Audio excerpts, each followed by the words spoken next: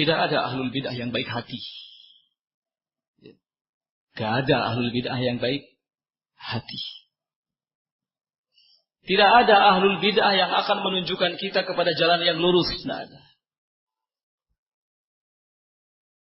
Ahlul bid'ah akan mengajak kita ke jalannya yang penuh dengan kebatilan. Ahlul bid'ah akan mengarahkan kita kepada jalan kesesatan. Maka jangan tertipu dengan kebaikan ahlul bid'ah. Kalau soal kebaikan dalam hal dunia, semua orang punya kebaikan. Jangan sampai ini kemudian menjadi sebab kita melemah dalam hal sikap kepada mereka. Ingat, para salaf sudah membuat sebuah ijma, kesepakatan. Menjauh, menyelisihi ahlul bidah dan waspada dari mereka. Qala faqad rawa Ibnu Battah fil Ibanah aydan bisanadihi an Ma'mar. Ibnu Battah rahimahullah juga meriwayatkan dengan sanadnya dalam kitab Al-Ibanah dari Ma'mar. Ma'mar bin Rashid qala, Ma'mar berkata, kana Ibnu Tawus jalisan faja'a rajulun minal Mu'tazilah faja'ala yatakallam. Ini sekarang akan disebutkan contoh-contoh bagaimana sikap salaf dalam merealisasikan ijma'nya itu, dalam menyelisihi dan menjauhi serta memperingatkan ahlul bidah.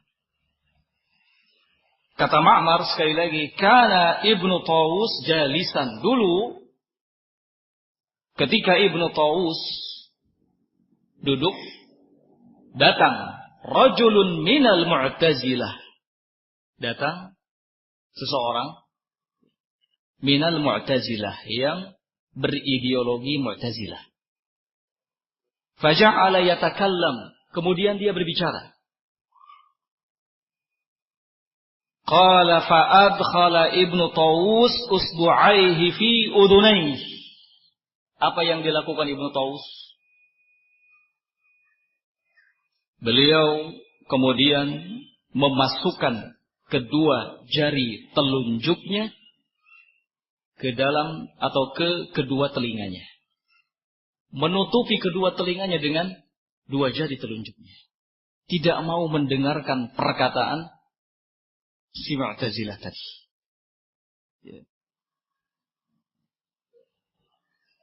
Wa qala libnihi. Bahkan tidak sampai di situ.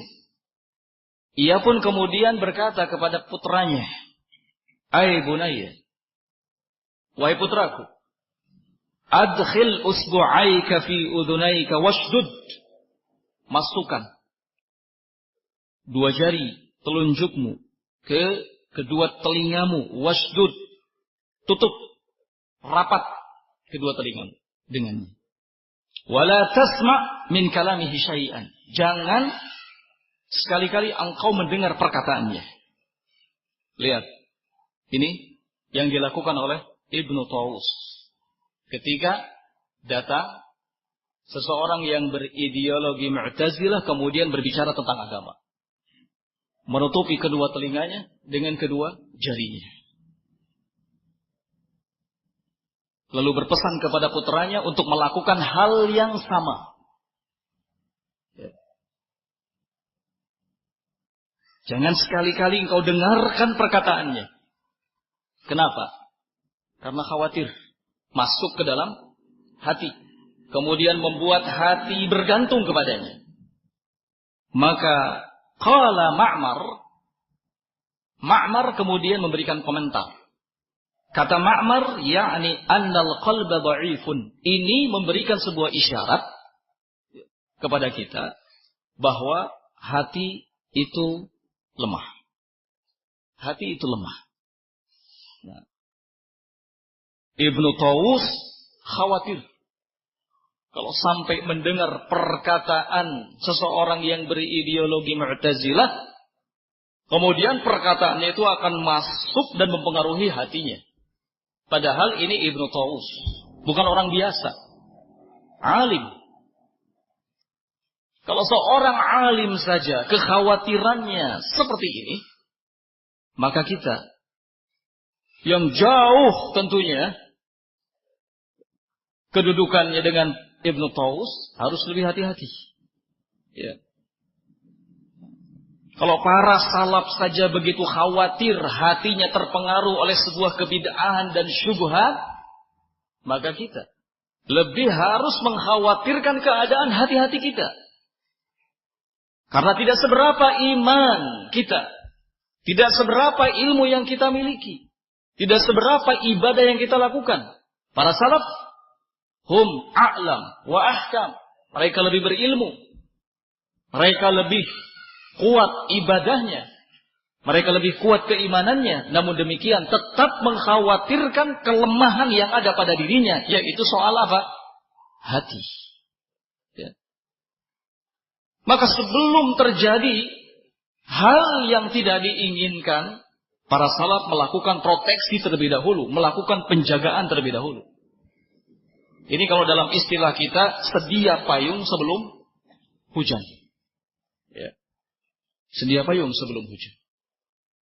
Jadi kalau sudah ada payung ketika hujan, aman. Ya. Para salaf melakukan proteksi terlebih dahulu. Ya. Khawatir. Gak mau ada satu kata yang disampaikan oleh ahlul bidah kemudian masuk ke dalam hatinya. Qala wa qad rawa Ibnu Battah aidan fi kitabihil musyar ilaihi sabiqan. Berikutnya Imam Ibnu Battah juga menyebutkan riwayat lain dalam kitab yang disebutkan barusan tadi, sebuah athar min hadzal qabil yang mirip dengan ini. Fima akhrajahu an Abdul Razzaq. Datang dari Abdul Razzaq. Faqala an nafsihi. Abdul Razzaq berkata tentang dirinya sendiri. Menceritakan tentang dirinya sendiri. Qala li Ibrahim bin Muhammad bin Abi Yahya. Wahuwa ahadul Mu'tazilah. Dulu. Ini menceritakan pengalamannya sendiri ya. Abdul Razzaq. Dulu. Ibrahim bin Muhammad bin Abi Yahya. Dia ini seorang tokoh Mu'tazilah. Berbicara kepadaku. Ara, kata Ibrahim, ara al-Mu'tazilata indakum kathiran. Saya lihat golongan atau aliran Mu'tazilah cukup banyak di tengah-tengah kalian. Kata si Ibrahim, tokoh Mu'tazilah. Ini hendak menjebak. Qultu, kemudian kata Abdul Razzaq, na'am, memang benar. Banyak sekali orang-orang yang beraliran Mu'tazilah. Wahum yaz'umuna annaka minhum. Dan mereka pun menganggap bahwa engkau bagian dari aliran Mu'tazilah. Qala mendengar itu, Ibrahim bin Muhammad bin Abi Yahya menggunakan strategi lain. Tadinya hendak menjebak. Menjebak barangkali Abdul Razzaq tidak tahu soal aliran apa? Mu'tazilah. Barangkali Abdul Razzaq tidak tahu siapa dirinya. Ternyata Abdul Razzaq tahu kalau dirinya adalah salah satu pentolan Mu'tazilah. Maka kata Ibrahim, afala tadkhul ma'i hadzal hanut hatta ukallimak? Tidakkah sebaiknya kita ngobrol di warung itu? Nanti aku cerita sesuatu kepadamu. Dibujuk. Ya. Kalau bahasa sekarang mungkin kita ke rumah makan, ngopi-ngopi dulu. Nanti kita ngobrol soal ini, soal Mu'tazilah.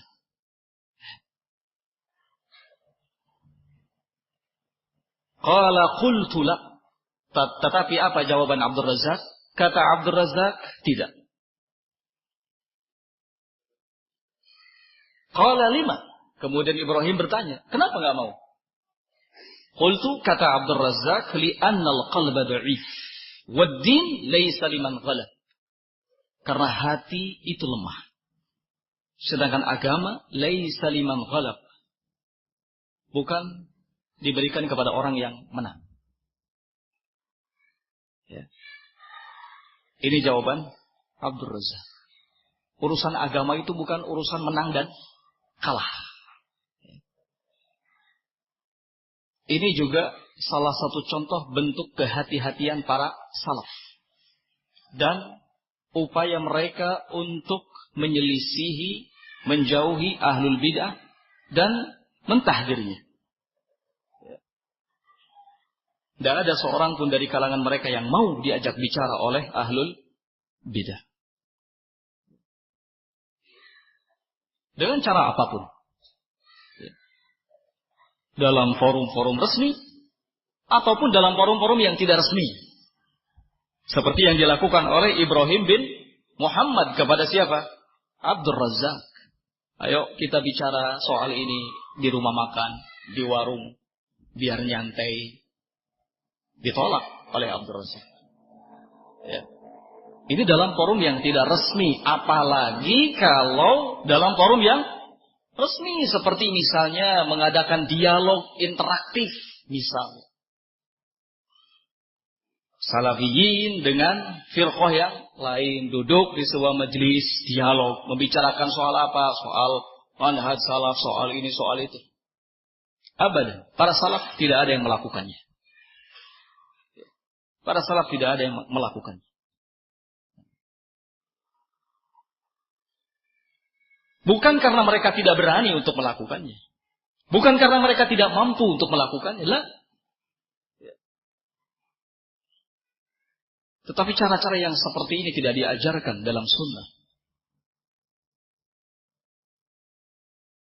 Kebenaran soal agama itu tidak ditentukan dengan kalah dan menang dalam sebuah dialog. Dalam sebuah ruang perdebatan. Gak ada ceritanya para salaf dengan sengaja menyebarkan dakwahnya melalui pintu debat. Debat sana, debat sini. Karena siapapun yang masuk melalui pintu debat, pasti yang dicari adalah kemenangan. Dan berusaha bagaimana bisa menjatuhkan lawan debatnya. Sehingga tidak fair. Apalagi kalau belum apa-apa, salafi diajak dialog, belum apa-apa, judul dialognya adalah membongkar aliran salafi di Indonesia. Jadi kan sudah tidak fair. Belum juga debat sudah ada klaim yang menyesatkan. Nah, mungkin antum pernah pernah mendengar ada debat atau katakanlah dialog yang terjadi antara Abu Qatadah, Abdul Hakim Abdad dengan Persatuan Islamiyah. Betul? Ingat? Ada pernah, entah di tahun berapa saya lupa. Itu kalau antum tahu, judul dialog atau debatnya kurang lebih seperti apa yang disebutkan oleh saya tadi. Membongkar aliran salafi di Indonesia. Sebelum mereka ngajak debat Abu Qatadah dan Hakim Abdad, maka yang mereka ajak terlebih dahulu untuk debat itu saya. Ketua panitianya langsung telepon. Ini ada utusan dari kami yang datang ke tempat antum membawa surat. Betul. Esokan harinya datang, saya baca suratnya. Ngajak untuk dialog, ya debat lah. Tapi judulnya sudah tidak fair. Saya jawab bahwa saya tidak bersedia melakukannya. Karena belum apa-apa ini sudah berat sebelah. Akhirnya mereka kemudian menghubungi Abu Qatadah. Hakim Abdan. Diterima debat tersebut. Diterima. Kemudian mereka mengajukan syarat. Apa syaratnya? Aneh syaratnya. Kata Abu Qatadah, kami akan terima undangan ini dengan catatan Ustaz Abu Hamzah tidak ikut di dalamnya.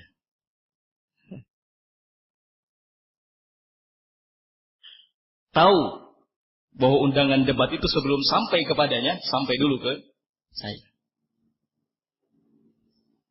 Rasulullah SAW akhirnya terjadilah dialog atau debat tersebut. Hasilnya, mereka tetap di atas ideologinya, bahkan cenderung menjelek-jelekan Salafi.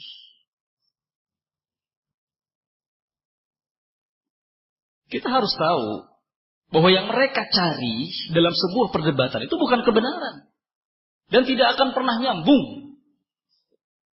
Yang mereka cari hanyalah kemenangan. Karena dengan kemenangan itu mereka yakin bahwa mereka lah yang ada di atas kebenaran. Ini triknya mereka. Dan pintu perdebatan ini sekarang dijadikan sebagai alasan kuat oleh mereka. Lihat bagaimana tidak gentlenya orang-orang Salafi. Diajak debat kabur. Ini senjata ampuh untuk menyudutkan, mendiskreditkan Salafiyin Ahlus Sunnah wal Jamaah. Mereka hanya bisa berkuar-kuar di belakang. Ketika diajak dialog, diajak duduk bersama, diajak debat, kabur.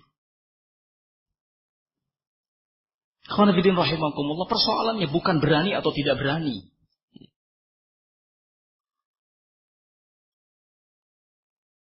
Menyebarkan kebenaran tidak dengan cara yang seperti itu. Itu. Dan para salaf mewanti-wanti untuk kita agar menghindari pintu debat.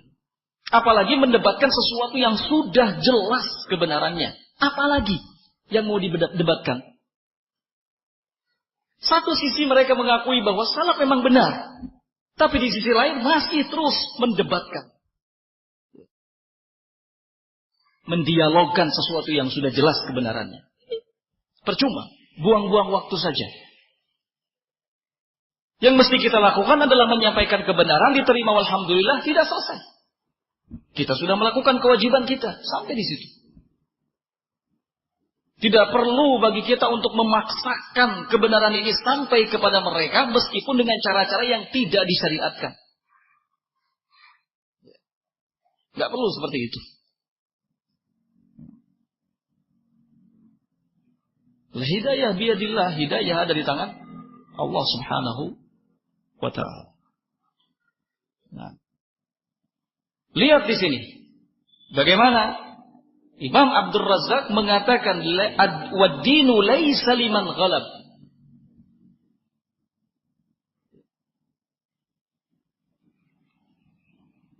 Kebenaran dalam beragama, dalam ideologi, dalam pemikiran itu laisa liman ghalab.